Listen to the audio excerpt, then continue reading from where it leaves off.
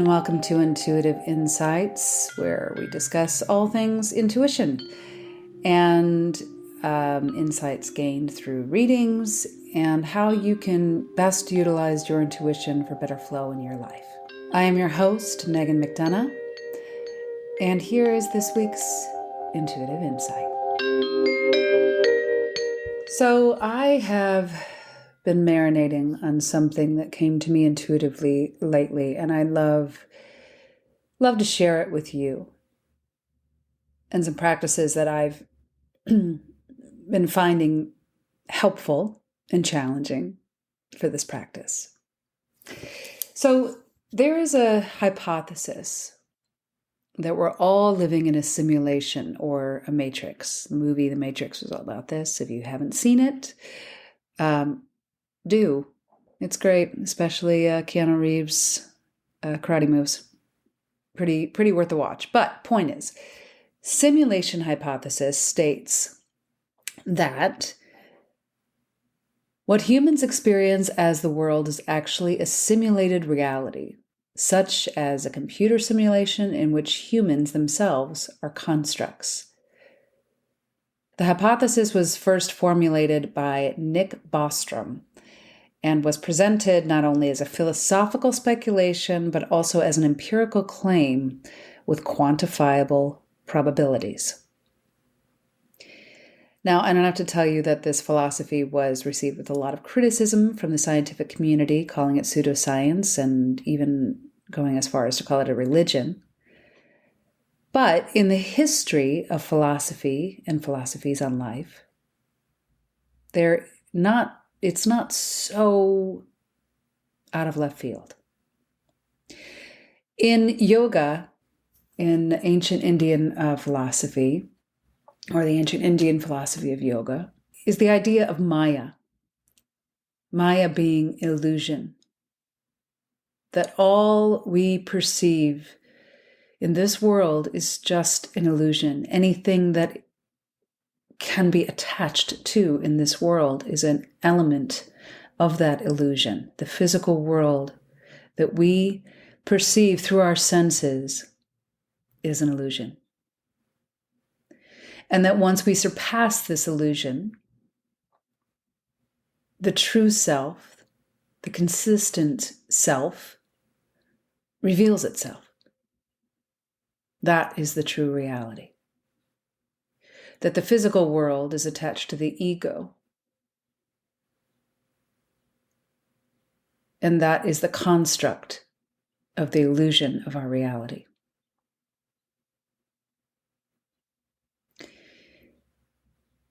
Many cultures have had a theory or theories on this type of idea.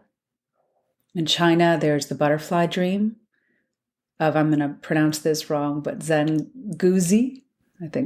I'm sure I hacked that. Ancient Greece, philosophy on this, that all is like the scenes in a painting. Plato's allegory of the cave is another example. Aztec culture had a theory that the world is a painting or a book righted by the Tootle. I'm sure I'm saying that wrong, but it means divinity. Rene Descartes, Shakespeare. This idea is not new. I believe I've said this before too, and I'm not sure which Native American tribe had this theory, but that the waking life was the dream and the dream was the reality. But why think this? How does this idea even come about? Does it come from just the fact that we have better access to more elaborate video games now and it sets our imaginations running? It's possible. Or is it that we innately know and feel that there is a higher, more intelligent than us energy at play? And it's our way to try and make sense of it. See, in my mind, I believe that we're hybrid beings, that we're both divine guidance, assisting our souls to learn the lessons in this game of life. And that is the true reality, that divinity of soul, that energetic being. The part of us that uses what I call feel, see, feel, know, feel, hear, all the clairs is another way of saying that.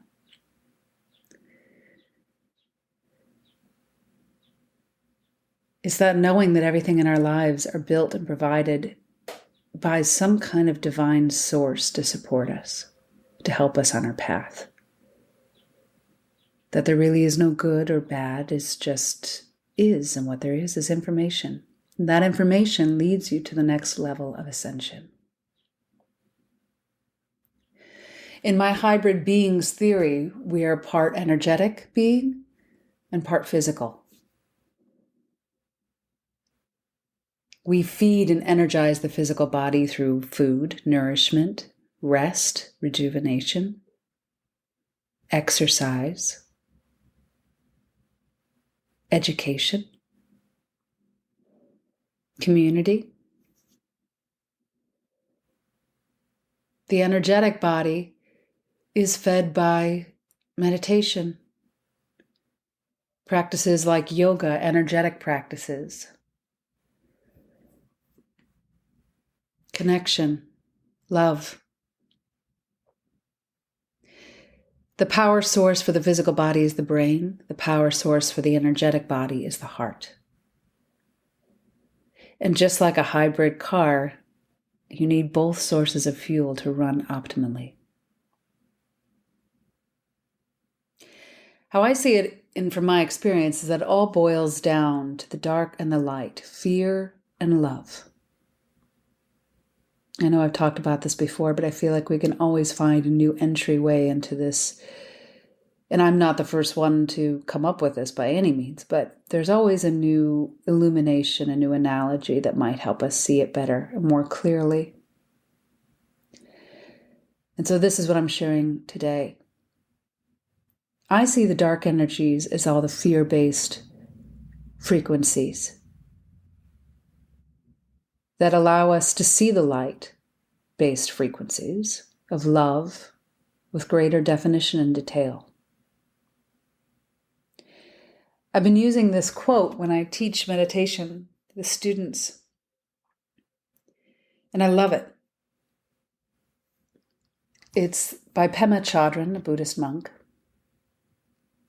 You are the sky, the rest is just weather. And how I explain this to the students is that if you walked into a room and it was just light, all light, what would you see? What would you see? You wouldn't see anything. You just see light. That light is us. That light is the constant. It's what we're all made of. It's our essence. It's our souls. But we can't see it because it's just light. So in order to see it clearly, to understand it fully, we're gifted this beautiful skin suit filled with karmas, life lessons that our soul has requested to learn before we were born. That skin suit scoops up just a piece of the light in that room and encapsulates it with this filter of our quote-unquote skin suit and our predetermined life lessons. You are the sky is the light in the room before the skin suit and the light inside the skin suit that is still part of the light in that room. The rest is just weather is anything connected to that skin suit in the physical world. The pain, the suffering, the doubt, the fears. the worry, the anguish, the regret. Fear attaches to the skin suit. Fear and all of its sub-frequencies like hate, jealousy, anger, lust, greed, anxiety are ways in which we are pulled from the origin of our light to the illusion of our skin suit and the physical world we find ourselves in. In this skin suit philosophy of mine, our hybrid nature, both light, the intangible, and physical, the tangible. Just like a costume that you wear, it's not good or bad inherently, it's just a costume. It's what we put on. It's how we choose to wear that costume that changes the costume's tone. When we can put a filter on anything, any image that comes across our path in this day and age, we have so many options on how we can choose to view things, to which filter to look at them through. What we want to highlight, what we want to choose to erase or ignore. We're all cultivating our own realities in this physical world on a momentary basis, drawing lines in the sand to our personal realities. And then we're upset that we aren't all in the same reality, which is quite ironic. Going as far as to punish others and ourselves, to become violent in the name of righteousness, to protect our beautifully cultivated personal reality. But that's Maya. That's an illusion. It's an illusion because it's impermanent, because it changes, because it will decay, it will transform, it will shift.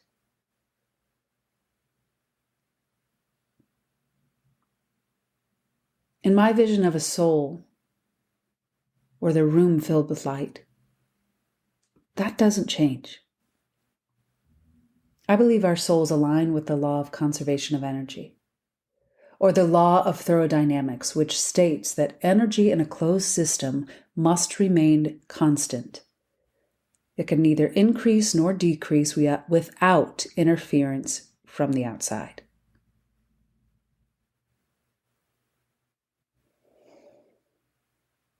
I see our souls as energy in a closed system of the universe. That room filled with light. Nothing new is being created in there.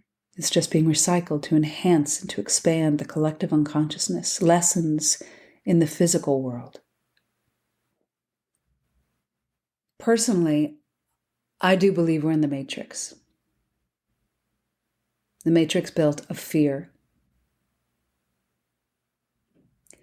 When we remember our light made of love, and all of its sub-frequencies like faith, kindness, joy, creativity, generosity, gratitude, that's when the illusion of fear dissipates. And it's not easy to unplug from this fear. It's everywhere you turn, everywhere you scroll. I mean, you cannot look on your phone without finding 5 things you are doing wrong in your life, or 5 things you need to know now so that you don't die, or your children don't die, or you don't eat the wrong thing, or you've been doing it all wrong your whole life, and blah, blah, blah, blah, blah, blah, blah, blah, blah, right? It's even wrapped up in a blanket of love in some institutions, in some styles of conversation, in some policies. It's even wrapped up in a blanket of love when you're trying to protect your children.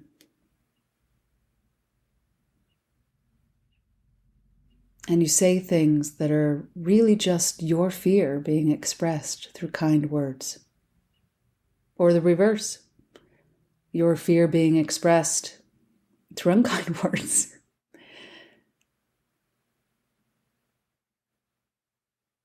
But it's still fear.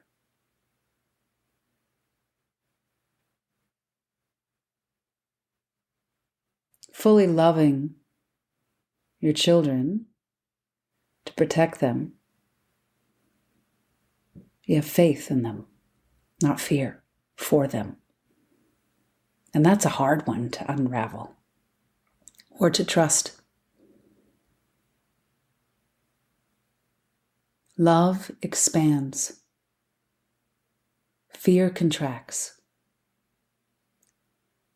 Love unites. Fear separates. Love has no conditions. True love has no conditions.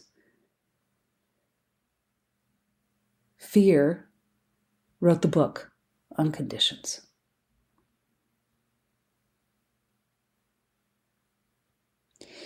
So if you're ever at a loss and you're not sure if you're in fear or faith or fear or love, check this list. Are you in a space where you are expanding your love, or are you contracting it? Are you in a space where you are connecting and uniting something, or are you separating it? Are you putting conditions on things, or are you eliminating them?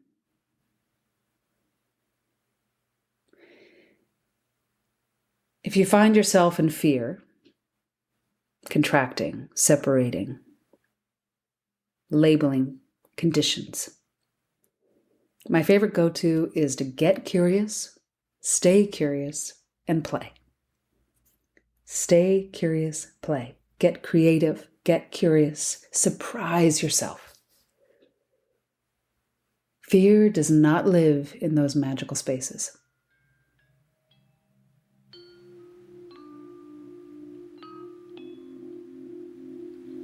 All right, that's it. That's what I wanted to share. If this spoke to you anyway, please like and subscribe or reach out.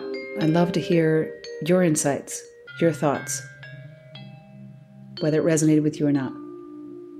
Are you living in fear? Are you living in love? Do you have any techniques to go from fear to love? I'd love to hear them. You can find me at Magnetize Your Light on Instagram and Facebook, or info@magnetizeyourlight, email.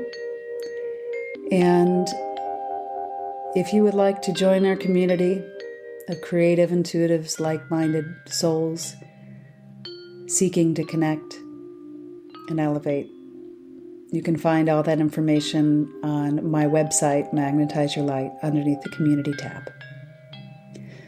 Have a beautiful week. Stay curious. Play. Big buckets of love.